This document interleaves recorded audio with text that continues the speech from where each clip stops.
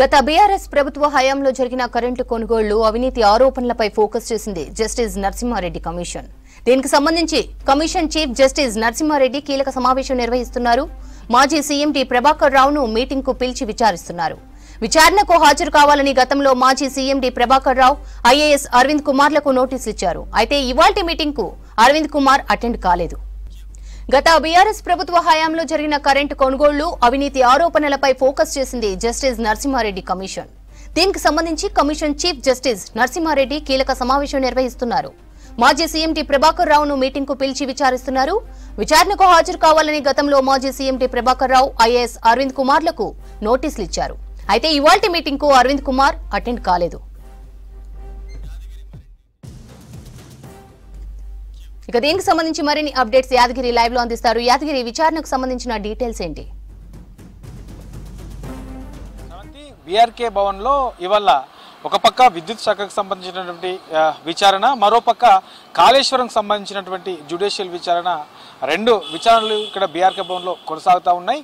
అంటే దాదాపు 2 నెలల వరకు తెలంగాణలో ఈ లోక్సభ ఎన్నికల కారణంగా ఈ కోడ్ అమల్లో ఉండే, ఈ కోడ్ ఉన్నందువల్ల ఈ రెండు విచారణలు కూడా అంత స్పీడ్గా ముందుకు సాగలేదు. అయితే ఎప్పుడైతే కోడ్ ముగిసిన మరుక్షణమే ఈ రెండు కమిషన్లు కూడా విచారణను చాలా వేగవంతం చేశాయి.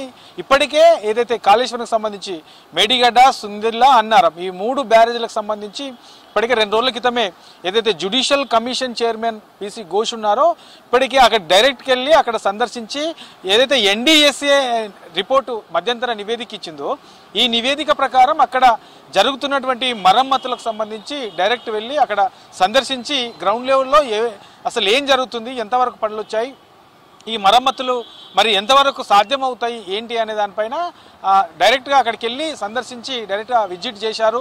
ఆ తర్వాత ఇవాళ బీఆర్కే భవన్లో ఆ శాఖకు సంబంధించినటువంటి అధికారులతో ప్రత్యేకంగా సమావేశం నిర్వహించారు. ఇక గతంలో ఎవరికైతే ఈ కాళేశ్వరంకి సంబంధించి నోటీసులు ఇచ్చారో ఆ నోటీసులకు సంబంధించిన దాంట్లో కొంతమంది అధికారులను పిలిచారు. అందులో రిటైర్డ్ ఈఎన్సీ మురళీధర్ రావు కూడా ఉన్నారు. ఆయన కూడా ఇవాళ ఏదైతే ఈ జస్టిస్ పిసి ఘోష్ కమిషన్ ఉందో కమిషన్ ముందు హాజరయ్యారు. తనకు సంబంధించినటువంటి విచారణ కూడా ఇవాళ జరిగింది. ఇక విద్యుత్ శాఖకు సంబంధించిన విచారణ కూడా ఇప్పటికే 2-3 సార్లు ఈ శాఖకు సంబంధించి విచారణకు సంబంధించినటువంటి సమావేశం నిర్వహించారు, అధికారులతో సమావేశమయ్యారు. అయితే యాదాద్రి, భద్రాద్రి థర్మల్ ఈ పవర్ పాయింట్ కేంద్రాలు ఉన్నాయో దీనికి సంబంధించి అక్కడ కూడా విజిట్ చేసి ఇప్పటికే అక్కడ సందర్శించి చూశారు. అక్కడ ఏం జరిగింది, ఎంత నిర్మాణం చేశారు, దీనికి సంబంధించినటువంటి ఖర్చు ఎంత పెట్టారు అనే దానిపైన కూడా ఇప్పటికే ఒక స్పష్టతకు వచ్చారు. ఆ తర్వాత మళ్ళీ ఇవాళ ఉదయమే ఇక్కడ సమావేశం నిర్వహించారు. ఈ సమావేశంలో గతంలో సీఎండీగా పనిచేసినటువంటి ప్రభాకర్ రావు ఇవాళ విచారణకు హాజరైన తర్వాత తన కూడా అసలు ఏం జరిగింది అనేది కూడా విచారించారు. అయితే అరవింద్ కుమార్ కూడా గతంలో నోటీసులు ఇచ్చారు. అంటే విద్యుత్ శాఖకు సంబంధించినటువంటి కమిషన్ ఏదైతే ఉందో ఇప్పటికే మొత్తం 30 మందికి నోటీసులు ఇచ్చారు. అందులో చాలామంది కూడా ఆ నోటీసులకు సంబంధించి కమిషన్కు రిప్లై ఇచ్చారు. ఇన్నాళ్ళు కూడా ప్రభాకర్ రావు, అరవింద్ కుమార్ రాలేదని చెప్పేసి అన్నారు. అయితే ఇవాళ నిర్వహించినటువంటి ఈ విచారణలో గతంలో సీఎండీగా పనిచేసినటువంటి ప్రభాకర్ రావు వచ్చారు, విచారణకు హాజరయ్యారు.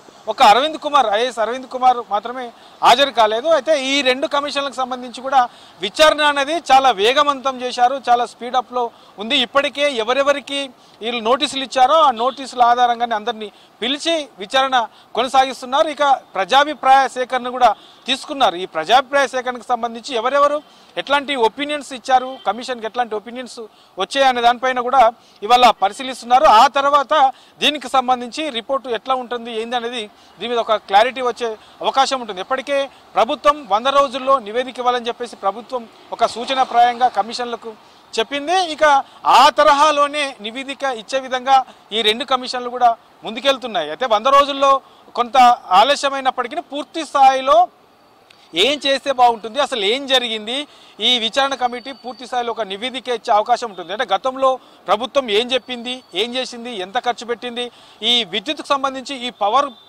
కొనుగోలుకు సంబంధించి ఏదైతే ఈ ఛత్తీస్గఢ్ నుంచి కొనుగోలు చేశారో దాని మీద పెద్ద ఆరోపణలు కూడా వస్తున్నాయి. కాబట్టి అధికంగా ఎక్కువ రేటు పెట్టి కొనాల్సిన అవసరం ఏమొచ్చింది? మార్కెట్లో బయట తక్కువ రేటు ఉన్నప్పటికీ అదనంగా ఎక్కువ రేటు పెట్టి కొనాల్సిన అవసరం ఏమొచ్చింది? ఎందుకు కొనాల్సి వచ్చింది? ఎంత కొన్నదాన్ని ఎక్కడెక్కడ ఎంత వినియోగించారు? ఇట్లా ఓవరాల్గా అన్ని స్టడీ చేస్తూ ఉన్నారు. ఆ స్టడీ చేసిన తర్వాత గతంలో చేసినటువంటి ఏం జరిగింది, ఇప్పుడున్నటువంటి ప్రభుత్వం ఏం ఆరోపణలు చేసింది, అసలు వాస్తవాలు ఏమున్నాయి, ఎక్కడ తప్పిదాలు జరిగాయనే దానిపైన పూర్తి స్థాయిలో ఓవరాల్గా ఈ 2 కమిషన్లకు సంబంధించినటువంటి నివేదిక ఇచ్చే అవకాశం ఉంటుంది శ్రవంతి.